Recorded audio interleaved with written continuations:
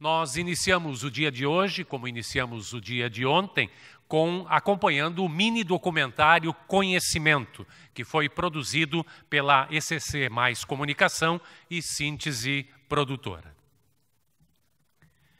Iniciando a nossa programação do dia de hoje, nós convidamos agora ao palco para nos prestigiar com sua palestra O Conhecimento como um Bem Comum, Percival Pugina.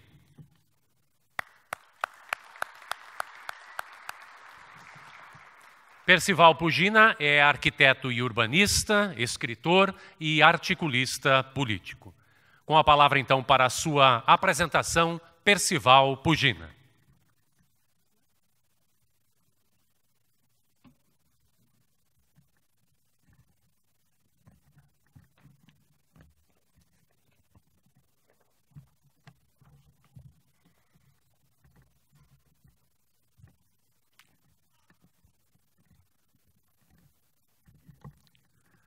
Olá, bom dia, muito bom dia a todos. Eu aceitei com muita alegria o convite para participar deste evento e falar alguma coisa sobre algo que para mim é relevante e que aparece como tema que me foi proposto para esta exposição. Eu confesso alguma dificuldade com alguns temas que foram apresentados aqui, mas não acredito que tenha e me dediquei nos últimos dias intensamente para trabalhar este conteúdo num enfoque que para mim faz muito sentido. Nós estamos pensando aqui sobre temas muito sérios. Não são temas consensuais na humanidade, felizmente, né? Porque isto respeita a nossa liberdade, o nosso discernimento, mas envolve questões importantes e significativas. Eu vou falar sobre o conhecimento como um bem comum, e aí eu acho que eu posso ter alguma coisa para dizer a partir da minha própria experiência, das minhas observações e reflexões que faço. E percebo, até porque convivo com pessoas de diferentes ideologias, que há muita resistência em relação a esse tema do bem comum em determinados setores da sociedade. Ninguém tem muita dificuldade em relação ao conhecimento, mas em relação ao bem comum, sim, tem. E por aí eu vou andar. Vocês lembram do filme Planeta dos Macacos? Quem é que assistiu o filme? Eu não sei se aquela foi a primeira versão, mas, enfim, eu assisti a versão com Charlton Heston, em que ele retorna à Terra e encontra o planeta ocupado, a humanidade dizimada e o planeta sendo dirigido pelos macacos. Aquilo é uma distopia, existem outras mais ou menos nesta linha, mas a gente pode pensar que se houvesse uma hecatombe que de repente destruísse a totalidade dos bens materiais manipulados ao longo de toda a história, mas preservasse a humanidade, nós certamente poderíamos fazer um downgrade no caráter civilizacional. Mas se restasse uma parcela expressiva, significativa e plural da humanidade, malgrado a destruição de todas as riquezas, o conhecimento estaria preservado. E a humanidade poderia reiniciar a partir de um estágio muito parecido com aquele do momento da destruição. Heráclito diria com razão que não é a mesma coisa, né? Porque tudo muda, e isso estaria mudado. Mas o conhecimento estava ali. E o conhecimento estava ali porque o caráter do conhecimento é universalizante. O conhecimento se propaga, ele se difunde e ele serve à humanidade. Ora, eu não consigo imaginar nada mais definidor do bem comum do que isso. Conhecimento. Está aí para servir a todos. Mesmo que seja um conhecimento privado. Eu, muitas vezes, na DCE mesmo, fiz palestras a respeito da propriedade que se tem em relação a algo que se sabe, que se conhece, que foi produto do nosso intelecto, que está guardado na nossa cachola e que ninguém sabe que eu conheço e que está na minha cabeça. Não há nada mais meu. Pois sobre tudo isso pesa uma responsabilidade moral minha, e tudo isso naturalmente fluirá, independente da regra do jogo da economia, do país onde esse conhecimento foi gerado, tudo isso fluirá de algum modo como patente, como produção de uma startup, como uma indústria que nasce, como um investimento, como um royalty, seja lá como for, isto acaba sendo disponibilizado ao conhecimento geral, e eu vou dar alguns exemplos aí na frente.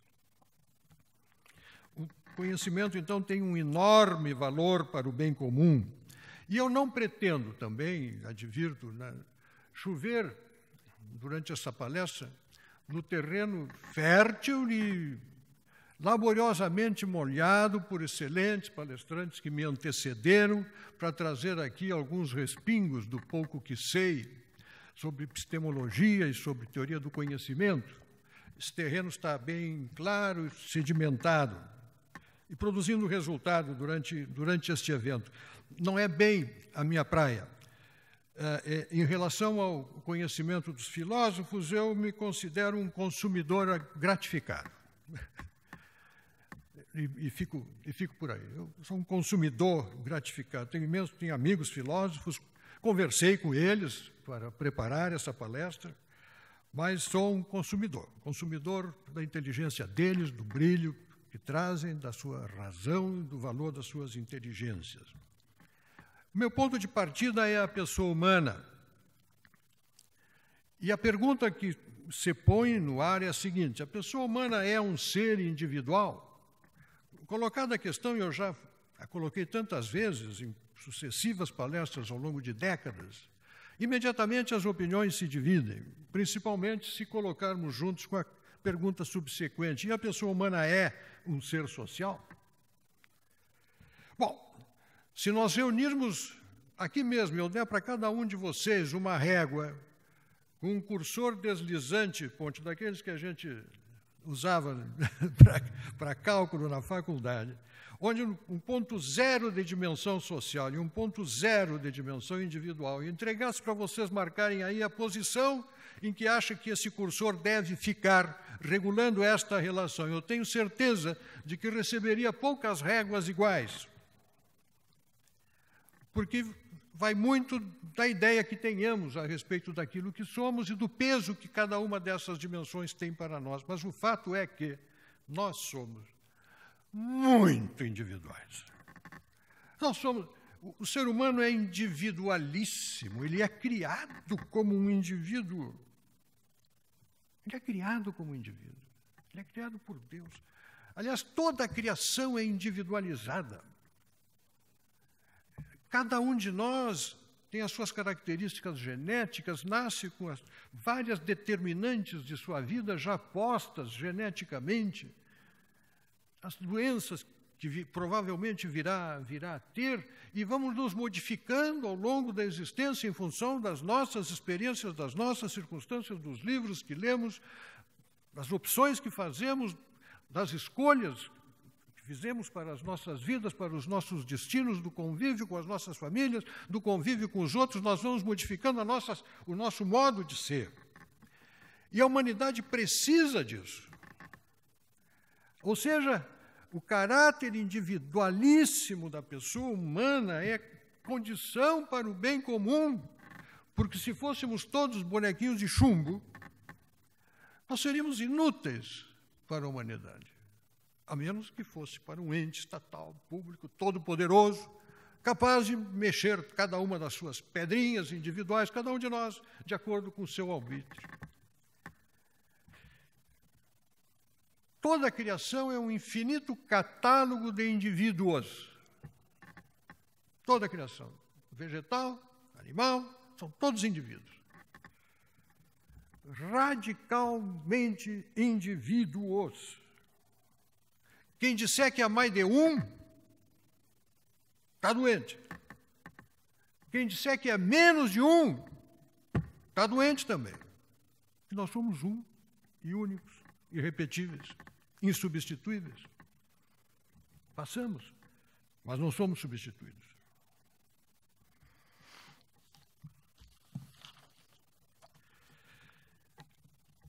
Na minha opinião, isso explicita a vontade de Deus, que, como bom Pai, conhece-nos individualmente, pessoalmente. Conhece cada uma de suas criaturas. Nascemos como indivíduos e seremos julgados no juízo final individualmente. Temos responsabilidades pessoais, méritos pessoais, e esses méritos são fatores importantes para o desenvolvimento da humanidade, os nossos deméritos são problemas para a humanidade, mas são méritos nossos e problemas nossos, dificuldades nossas, competências nossas, incapacidades nossas. Ignorar a individualidade, como alguns querem e pensam fazer, não é uma virtude. Definitivamente não vejo o desprezo do indivíduo pela sua individualidade como uma virtude, menos ainda como uma virtude social. É uma tolice, é uma desobediência a Deus. Amar ao próximo como a nós mesmos. Nos foi mandado querer-nos bem para podermos querer o nosso bem com B grande. É uma desobediência, o desprezo de si mesmo.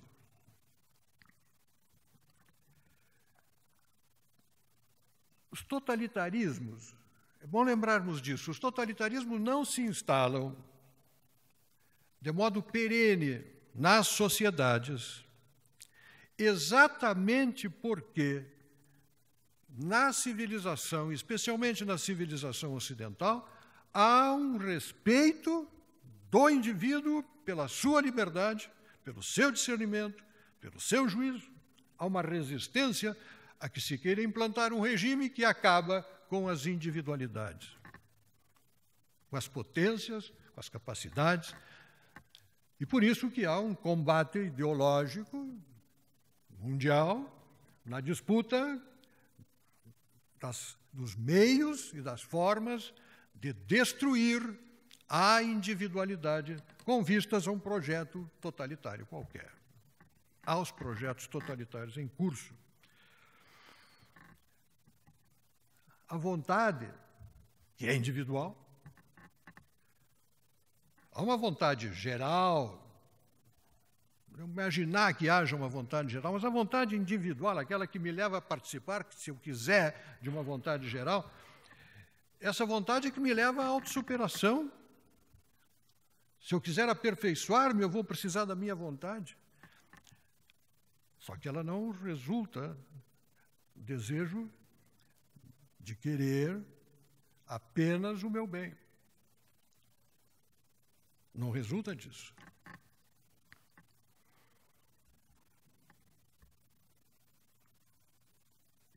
A busca da felicidade, da vida boa, ela vai precisar da minha vontade e da minha força de vontade, que é ela que me faz sair da cama para trabalhar, foi ela que me tirou da cama hoje para vir para cá. Talvez, aliás, confesso para vocês, eu estaria mais confortável na minha casa, lendo um livro, assistindo a televisão, do que me expondo perante vocês. Ou seja, para estar aqui eu precisei usar um ingrediente da minha individualidade, que é a trabalhada força de vontade que eu exerço cada vez que eu preciso me levantar do auditório e assumir uma tribuna para falar. Que para mim não é das coisas mais fáceis, aliás, eu acho que não é muito fácil para ninguém. Vontade forte. Grande confusão na cabeça de tanto adolescente que acha que vontade é fazer o que quer. Eu estou exercendo a minha vontade. Meu pai e minha mãe me impedem de exercer a minha vontade. Não, tu está querendo exercer uma pulsão, está querendo ceder a uma debilidade qualquer, tu estás querendo te desviar do bem. Tu vais precisar da vontade para sair disso.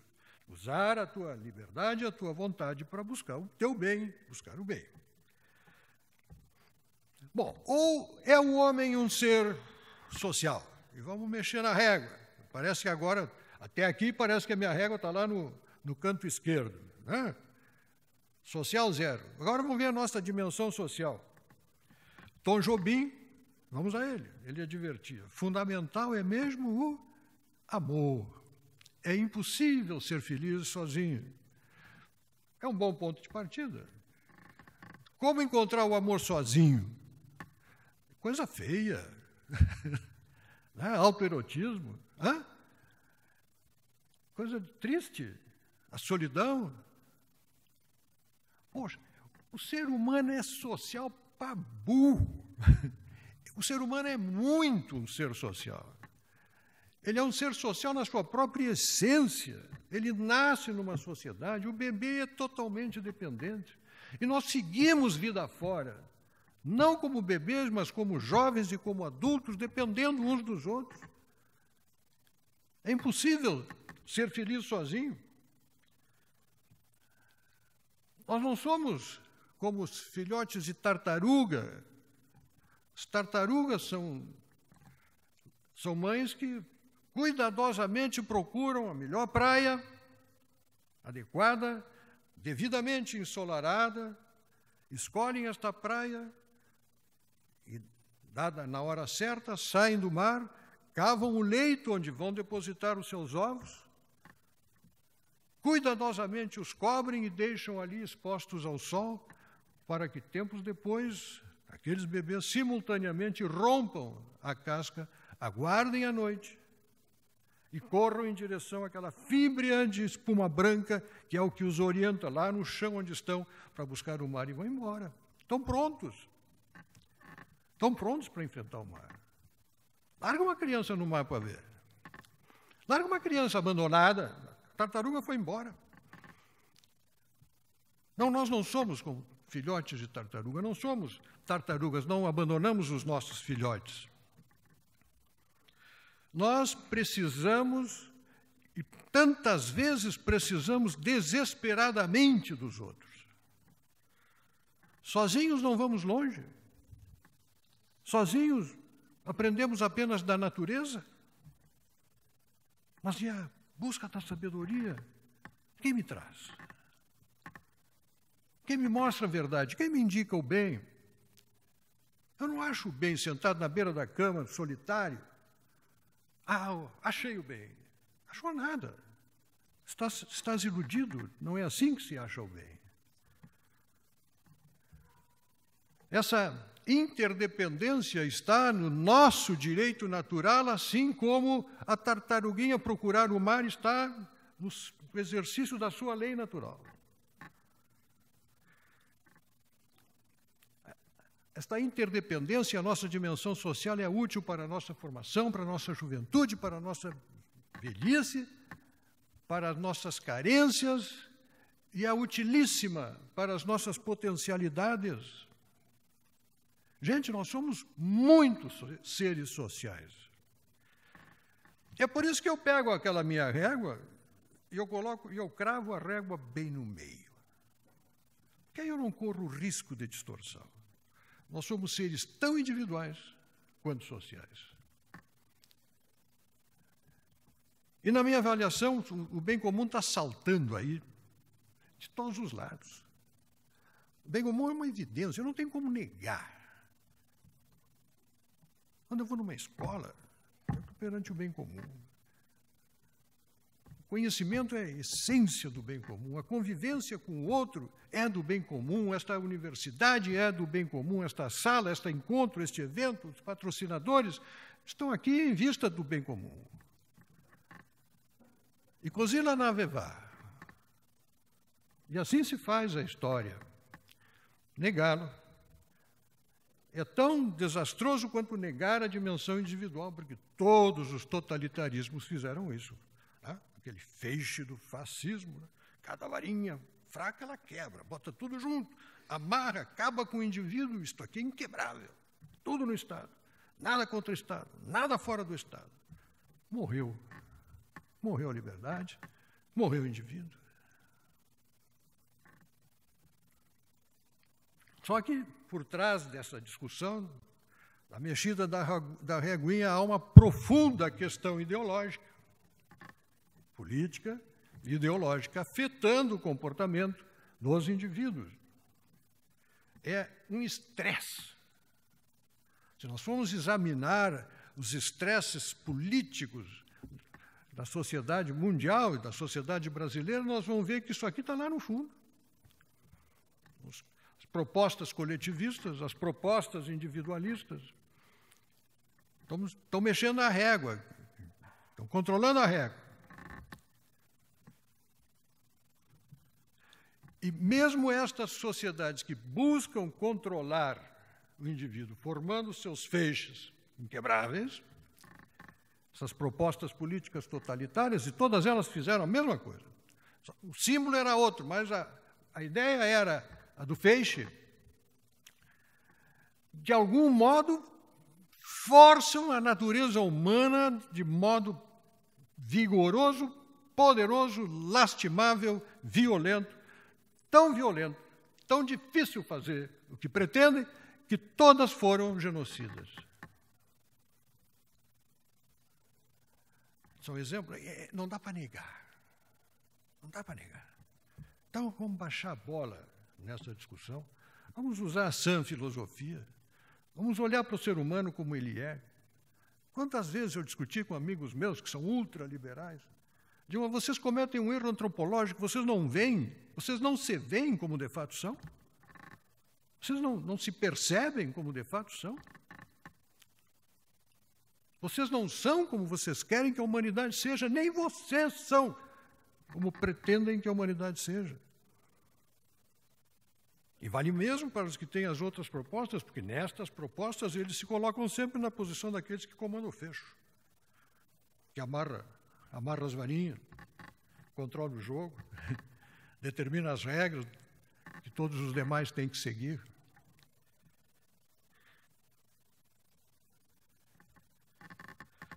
Dizia a Madre Teresa que a solidão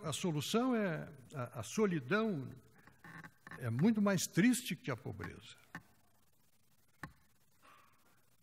O individualismo é egoísta, não? Ninguém põe em dúvida isso, que todo individualista, eu conheço muitos, todos os individualistas que eu conheço, todos aqueles que puxam a reguinha lá para o canto, todos estes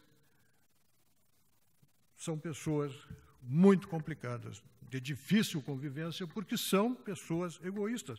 Dizem que o egoísmo é uma virtude, afirmam, sustentam que o egoísmo é uma virtude. Não é, é um vício.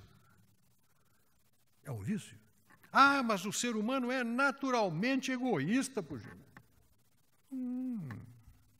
Olha, eu vou contar para vocês, eu naturalmente sou uma porção de coisas ruins. Quem não é? Quem não é naturalmente uma porção de coisas ruins que usa a força de vontade para controlar? Quem não é? Vai que eu vou agora declarar que o egoísmo é uma virtude. E o coletivismo não é outra coisa a mais que um determinado grupo que assume o controle da sociedade, que comanda a confecção do feixe e transforma toda a vida social num egoísmo organizado. É muito pior. O que não quer dizer que o outro seja aceitável. Simplesmente não dá para negar que os totalitarismos são todos uma organização do egoísmo em detrimento de alguém, que é o adversário da outra raça, do outro estado, da outra classe social.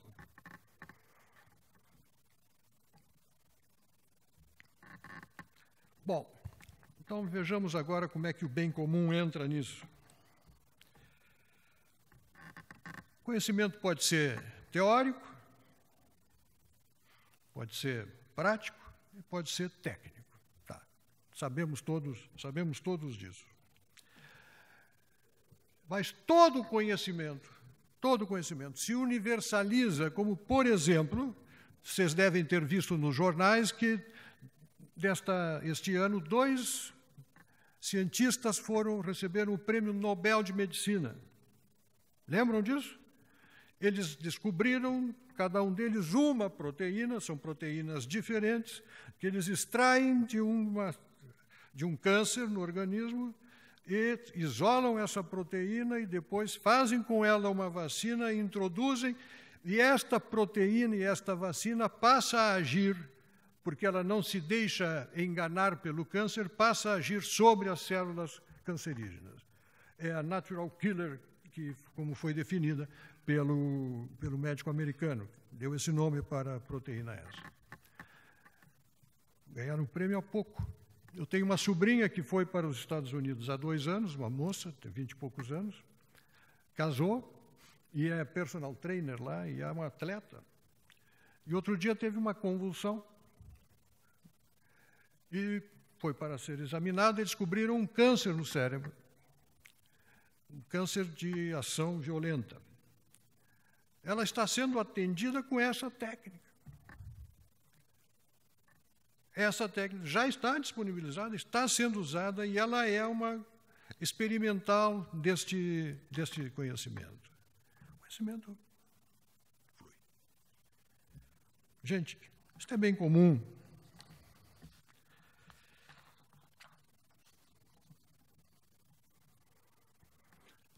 Há uma tendência de confundir o conhecimento e o bem comum com a ideia de uma sociedade igualitária. A experiência dos povos mostra que sociedades igualitárias são sociedades opressivas. Interessante, eu tenho amigos que, quando querem definir o que seria uma sociedade feliz, dizem, uma sociedade igualitária. Não, as sociedades igualitárias não o são. As sociedades igualitárias estão, para serem igualitárias, elas estão necessariamente produzindo severas injustiças e travando o seu próprio desenvolvimento, seu próprio progresso. As sociedades não podem ser tão injustamente desiguais como é a sociedade brasileira e como são tantas outras, mas querer igualitarizar a vida em sociedade não produz estímulos necessários para que haja desenvolvimento, e aqueles que tentaram, obviamente, historicamente, sem exceção, fracassaram. Geraram miséria, geraram opressão. Seria tolice insistir numa tecla tão batida, tão vencida, tão superada, mas, apesar disso, o fazem.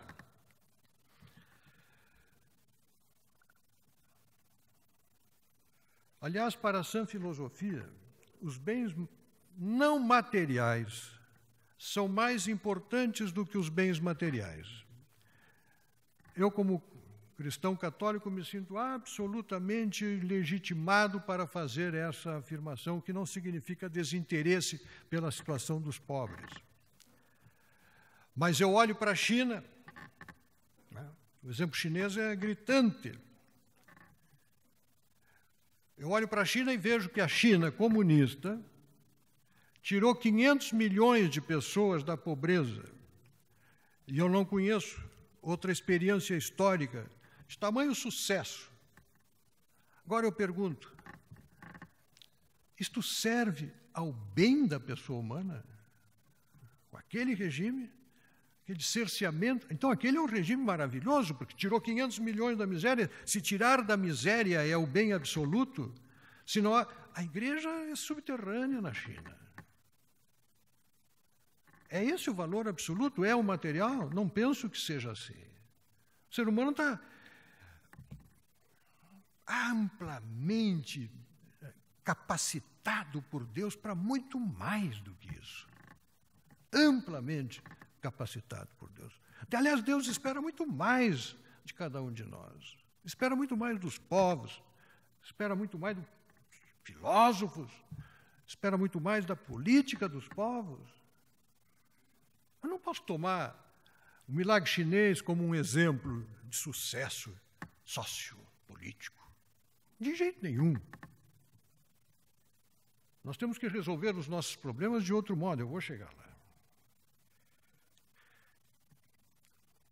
Porque eu tenho aqui dois focos principais. Eu estou chegando neles. Tenho tempo. Dois focos principais. A essência do bem comum é o conhecimento. E quem maiores responsabilidades tem em relação ao bem comum, e isso não elimina a nossa responsabilidade individual, quem mais responsabilidades tem em relação ao bem comum é a política. E nós aqui no Brasil temos problemas nas duas pontas. Tanto na educação como instrumento para formar o conhecimento, difundir o conhecimento, quanto na política para realizar a sua função primordial, que é promover o bem comum. Esse é o nosso problema. Esses são os nossos problemas hoje. Imagine a situação, nós estamos vendo, dê uma olhada para a Assembleia Legislativa do Rio Grande do Sul, dê uma olhada para a Câmara de Vereadores.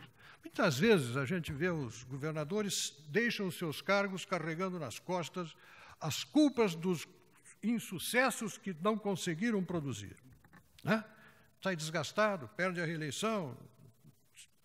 Pergunto, mas qual a responsabilidade dos parlamentos ao não tomarem ao longo do tempo as providências necessárias para impedir que a situação de crise fiscal se estabelecesse?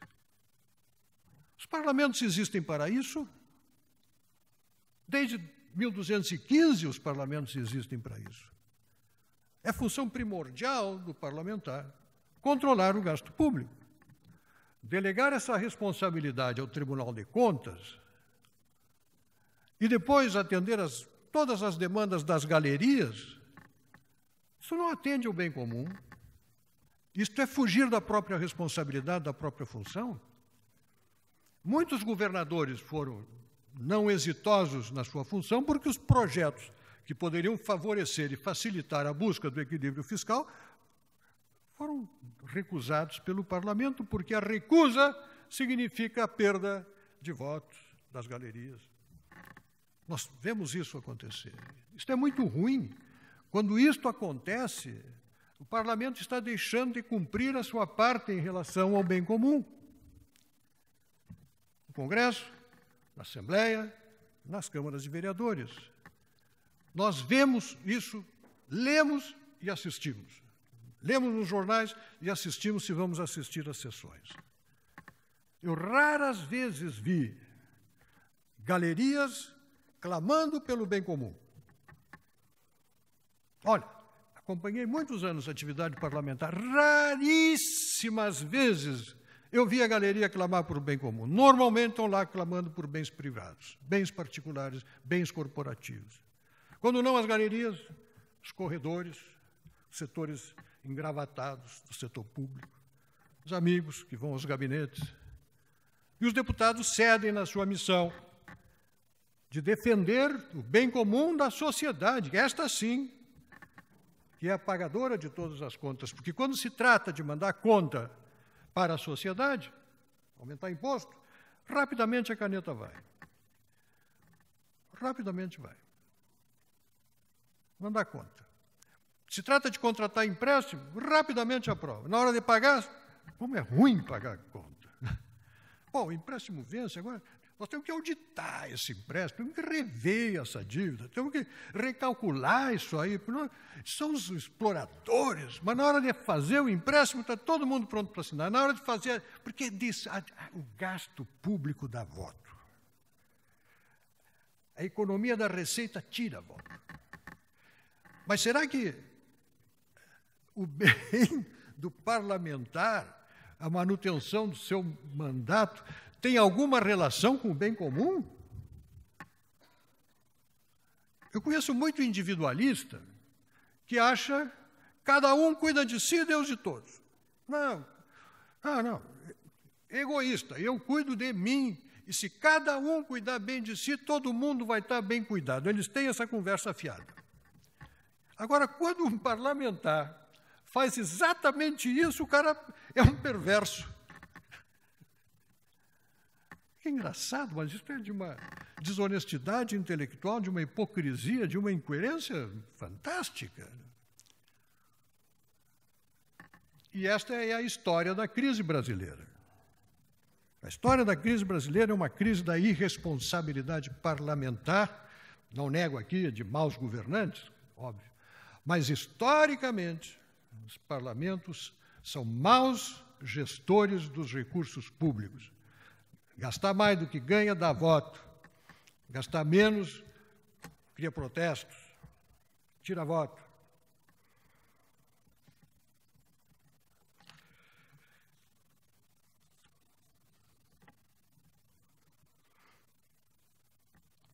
Outro problema sério, então,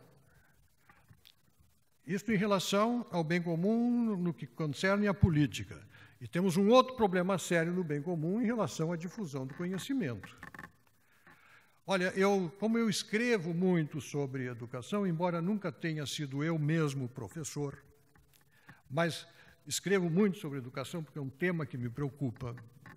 Eu leio os dados, leio as estatísticas, acompanho os rankings e recebo muita carta de alunos e professores. Então, eu me considero razoavelmente bem informado a respeito de um fenômeno que está afetando crescentemente a educação brasileira, a quem cabe uma responsabilidade enorme na difusão do conhecimento, que é a ocultação do conhecimento em muitos estabelecimentos.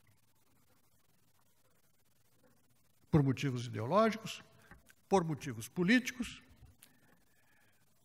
curiosamente, em nome de um pluralismo, certos autores são escondidos, vão para as prateleiras mais empoeiradas, em privilégio de outros. Recebo carta de estudante universitário. O senhor me indica alguns livros de pensadores conservadores?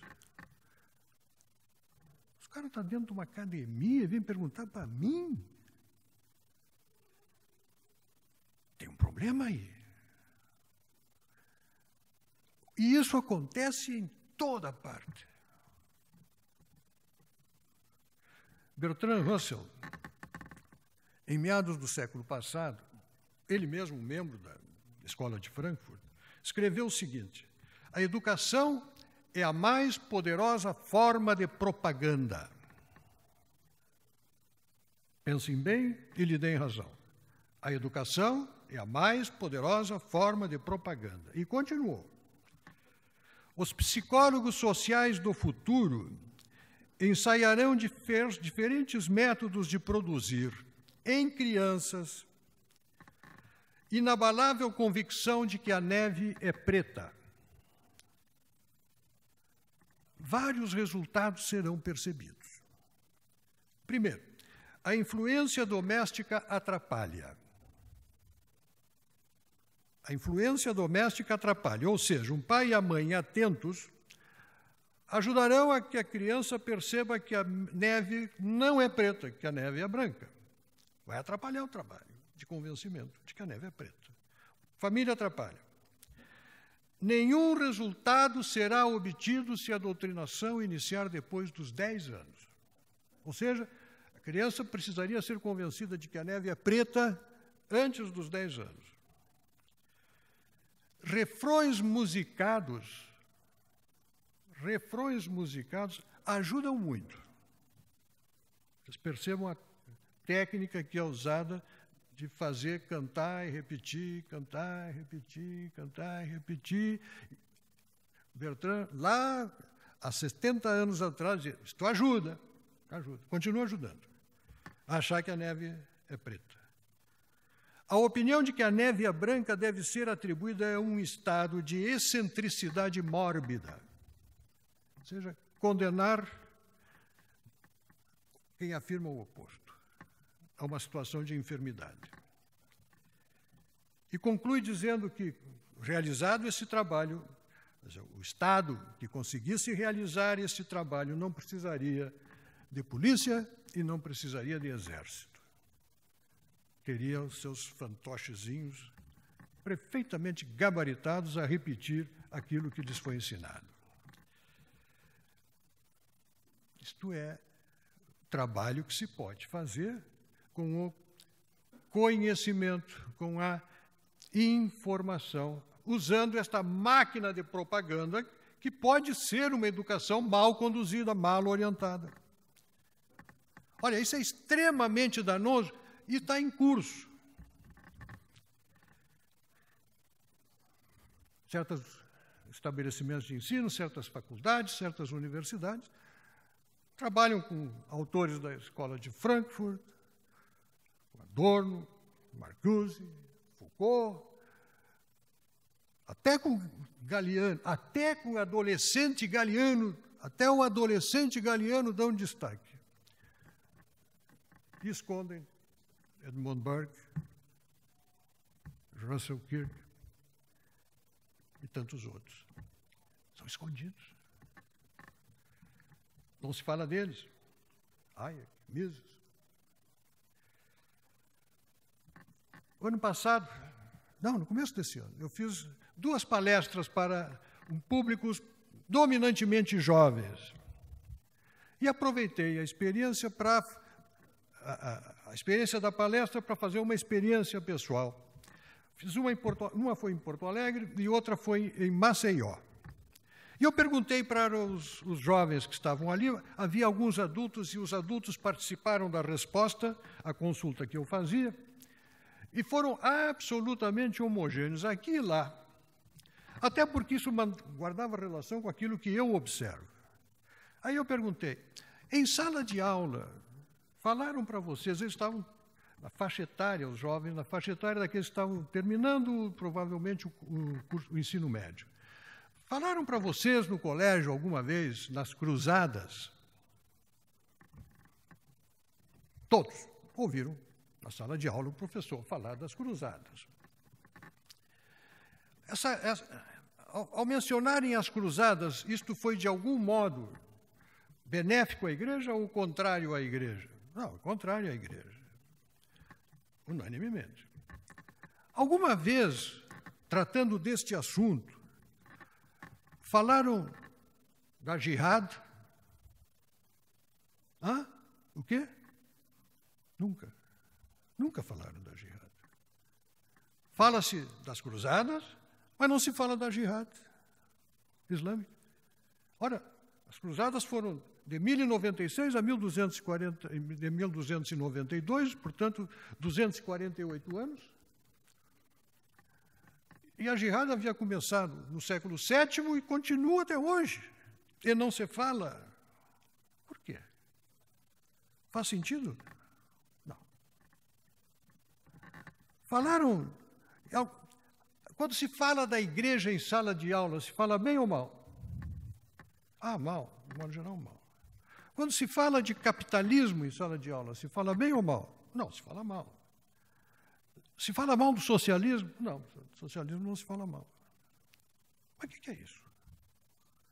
Tiveram uma aula sobre a Revolução Russa? Sim, claro, tivemos. Se falou dos Romanov, do absolutismo monárquico? Sim. Tiveram alguma aula sobre o que aconteceu na Rússia depois de 1917? Não. A aula para no fim da Revolução. Mas o desastre que veio depois, o totalitarismo que dali se expandiu e as consequências desse totalitarismo sumiu da sala de aula. Mas como é que tu esconde uma enormidade dessa? Isso é ocultar conhecimento? Isso é ocultar história? Para não falar da nossa própria história. Gente, se os estudantes saem da sala de aula incapazes de escrever 5 linhas sobre os grandes vultos da pátria, não sabem quem são. E como consequência desse desprezo aos vultos da pátria, nós não temos estátuas para eles, não temos reverências para eles, não temos reverências e não temos referências, coisa que todo o povo faz. E não fazem aqueles, e alguns já não fazem mais, que estão submetidos a esse tipo de tratamento e de regime.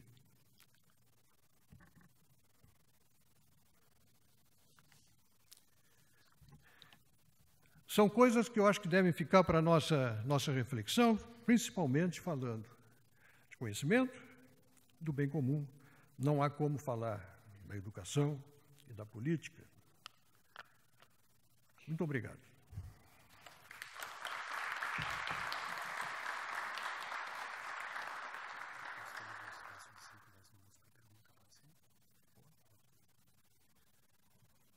Nós temos ainda um espaço de 5 minutos para questionamento. Se alguém quiser fazer alguma questão, por favor, fique à vontade. Nós estaremos alcançando o microfone. Só um pouquinho.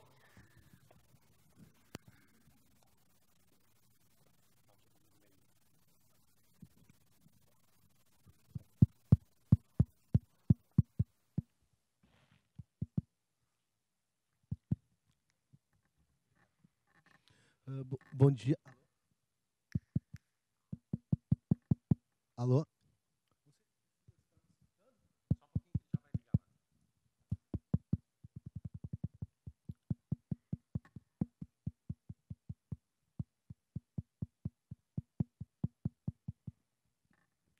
Alô? Alô?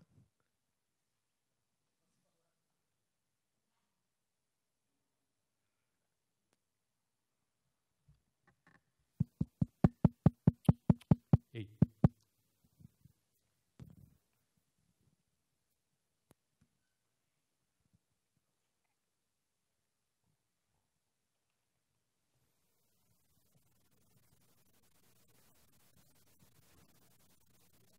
Alô? Alô? Agora sim. Bom dia. Meu nome é Marco Macerato, eu sou servidor público municipal da Secretaria Municipal de Saúde de Porto Alegre.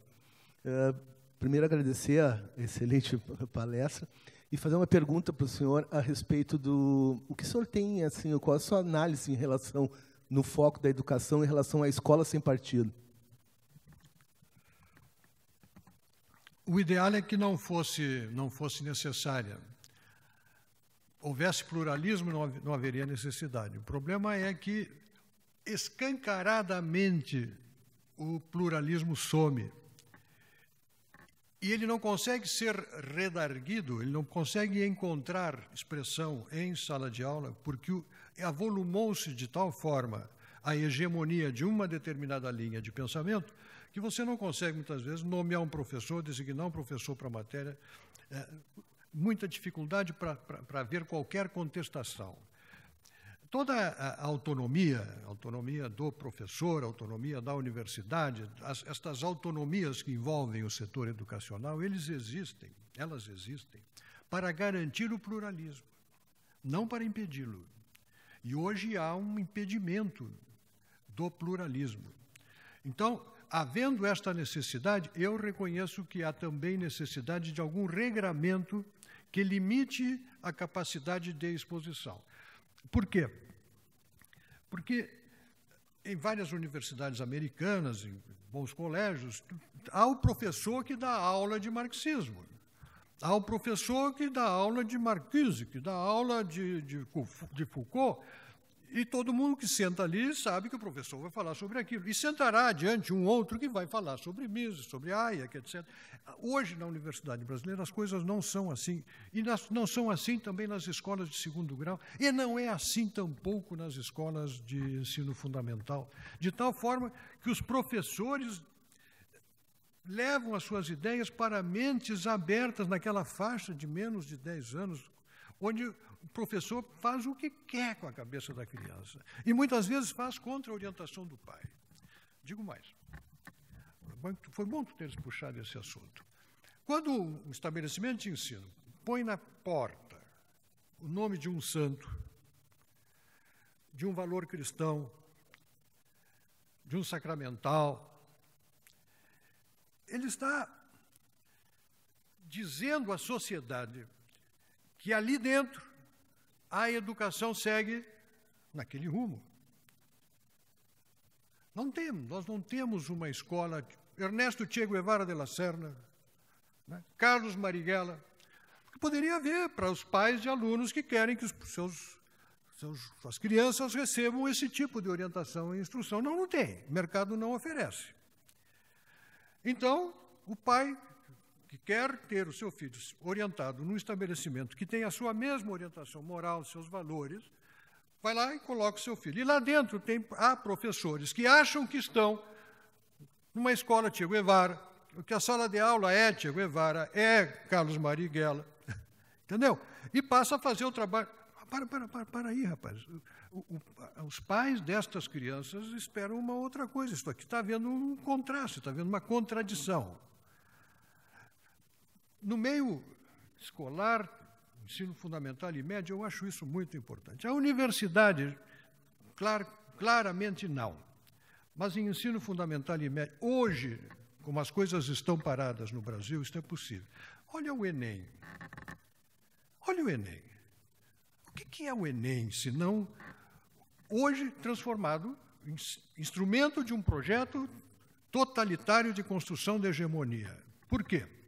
Porque em todo o país se faz a mesma prova, com orientação ideológica conhecida, que prepara alunos para entrar na sonhada universidade e que, para dar respostas certas, tem que se preparar em conformidade com o tipo de questão que vai ser feita.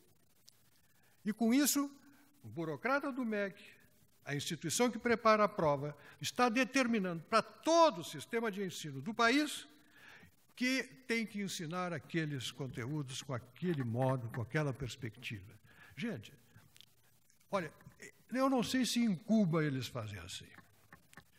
A destruição da Federação Brasileira chegou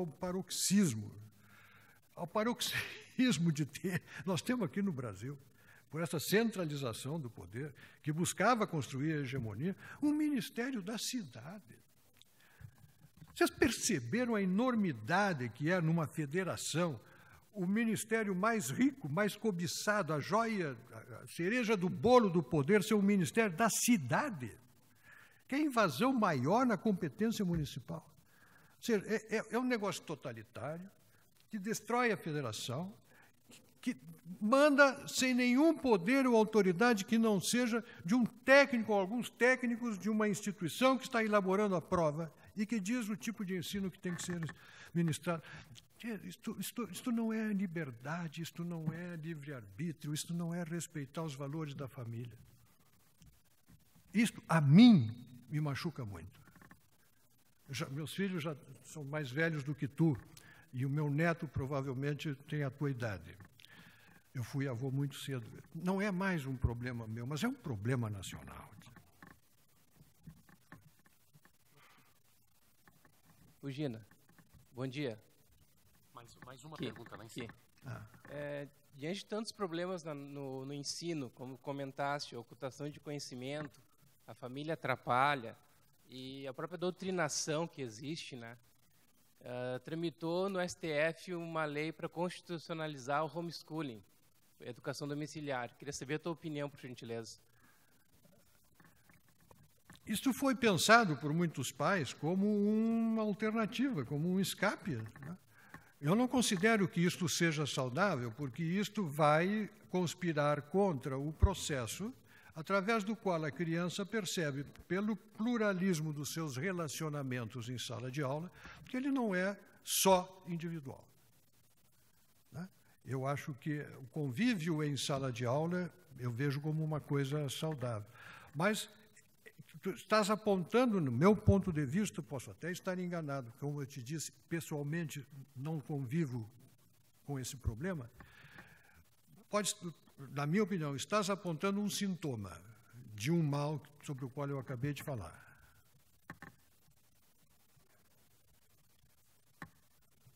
Mais uma pergunta, então, do Ponte. Meu amigo Ponte, ilustre figura da pátria, um dos raros estadistas que eu conheço. Nós vamos à última questão, então, em função do adiantado da hora. Meu dileto amigo, uma das reflexões que eu mais busco fazer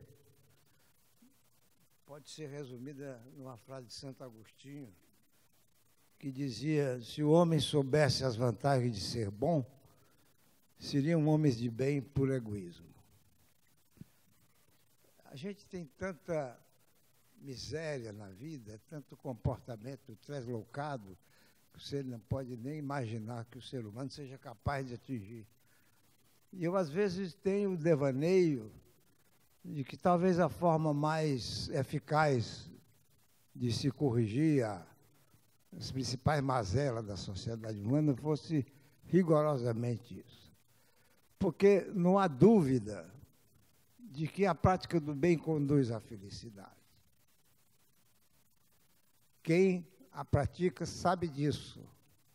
É só aí que se encontra, para usar um tema que está muito aqui, a felicidade sustentável. E saber o que era o bem, que pode se discutir, também tem singelezas que tornam inquestionáveis. Um amigo mesmo citou uma das formas, tá certo? Amar aos outros como a si mesmo. Há vários símbolos que quase que concentram na sua essência. Não fazer aos outros o que você não quer fazer a si, tá certo? É uma forma inquestionável de você separar o que você deve se comportar para respeitar os demais, respeitar os outros. Em suma, ensinar isto seria singelo. Tomar isso desde as escolas tênues, lá dos jardins de infância, até os pós-graduados, como ser gente, respeitar a lei. E por que existe a lei para ver o convívio? Ser bom. Definir o que é ser bom um pouco, varia de civilização a civilização, sim, mas parece tão fácil que, em vez de ter essa ideologia marcada que o amigo abordou com precisão, até para servir de debate, essas coisas, vai tirar a liberdade de ensinar. Agora mesmo o Supremo proibiu, com pertinência aparente, né, nas universidades, como é que você vai cercear? Mas a clareza com que é necessário fazer alguma coisa, porque não tem como estabelecer a democracia de ideias, hoje, dada o extremo que se chegou, um ponto de vista único. E eu não tinha me dado conta desse mecanismo do Enem, em que você obrigatoriamente leva a que todos aprendam isso para poder passar do Enem. Tem uma coisa maquiavélica. Então, essa reflexão que eu deixo, por que não se cogita disso? De a gente dizer, não, vamos fazer isto aqui. A meta do governo é ensinar a ser bom. Ponto. Porque só assim as pessoas vão ser felizes. E por egoísmo elas vão acabar fazendo bem. Eu mexia, Santa Teresinha foi aquela maravilha de gente, por egoísmo. Porque ela intuiu que a eternidade, acreditava na eternidade, era para ter a eternidade, tinha que se sacrificar. Tinha que não ser egoísta para ganhar a eternidade. Olha que coisa teoricamente mais singela. Essa é a reflexão que eu trago para esse grande pensador que é meu amigo. Muito bem, eu assino embaixo. Assino embaixo. Na verdade, é a lei do amor, né? A lei do amor. Reportando-me aos evangelhos, né? Amar a Deus sobre todas as coisas e ao próximo como a si mesmo. Claro, quem não é cristão, isso não vai funcionar necessariamente, né? Mas quem fez essa pergunta para Jesus estava perguntando qual era o artigo 1º da lei, o caput, que define a finalidade da lei. Qual é o artigo 1º? Amarás o Senhor teu Deus sobre todas as coisas, todo o teu coração, teu entendimento, e ao próximo como a ti mesmo. Esses três amores. Eu conheço pessoas assim. Tive o privilégio na minha vida de conhecer algumas pessoas assim. Sabe, Sponte, para estas pessoas, eu nunca precisei perguntar se elas eram felizes, porque bastava olhar nos olhos, e a gente via a felicidade no olhar. Ela ilumina, ela transcende. Vai perguntar, mas não é difícil viver isso? Não lhes parecia. Talvez tenham se desapegado de algumas coisas para isso. Mas o benefício da felicidade é um senhor benefício, né? Agora sim, a última questão, então, Bom, peço desculpas. Primeiro, parabenizo pela reflexão que nos conduziu. Excelente. É perguntar, na sua opinião, a adultização precoce da criança, erotização da infância e outras decorrências disso, ou pular a infância. Pelo menos eu, em Paris, uma época, conversando com o Slobodan Zizek, ele falava: o salto da infância faz com que nunca mais não viver a infância, faz que a gente bloqueie o desenvolvimento das competências antropológicas, porque na infância se aprende a como eu construo aliança, promovo cooperação, gerencio um relacionamento crítico, deconstruo um conflito, organizo a comunicação, e a gente adultiza a criança e nunca mais vamos conseguir ensinar as competências antropológicas, ficamos na praxeologia e na epistemologia de algumas questões, onde estão todos esses ideários que o senhor colocou. Queria saber qual é o dano que o senhor vê no salto da infância, na adultização precoce da criança, que são esses aceleradores que o senhor colocou, que todo mundo quer que a criança nasça no segundo dia do berçário, já está submetido a uma educação que bloqueia a estrutura afetiva primária, enfim, um monte de coisa. Quando um pai pega na mão de uma criança para ensinar a escrever, é uma questão, o outro é um estranho, ou alguém cuja base afetiva não é. Mas a reflexão é, como o senhor vê essa questão do bloqueio do desenvolvimento das competências antropológicas, que conexão que ela teria com o salto e a adultização precoce da criança? Eu não tenho a menor dúvida de que isso... Aliás, os autores que escreveram a teoria que dá causa a este tipo de conduta, a este tipo incrível de pedagogia, são leitores cuja obra causa náusea a toda a mente sadia. Fato.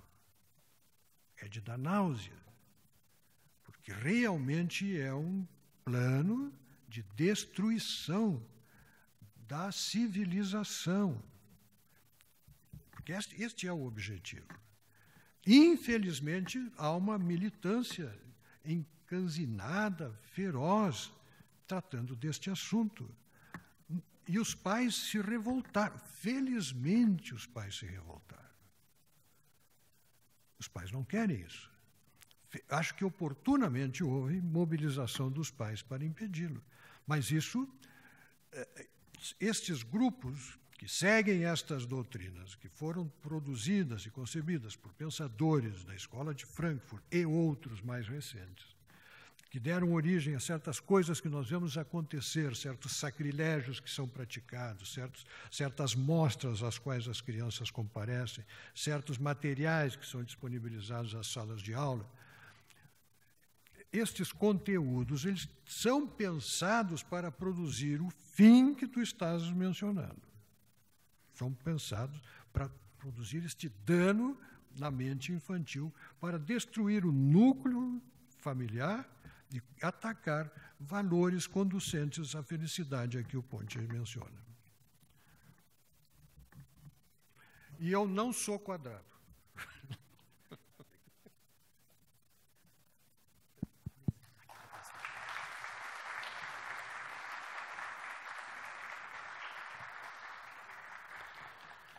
Mais uma vez, nossos agradecimentos a Percival Pugina por sua excelente participação no nosso fórum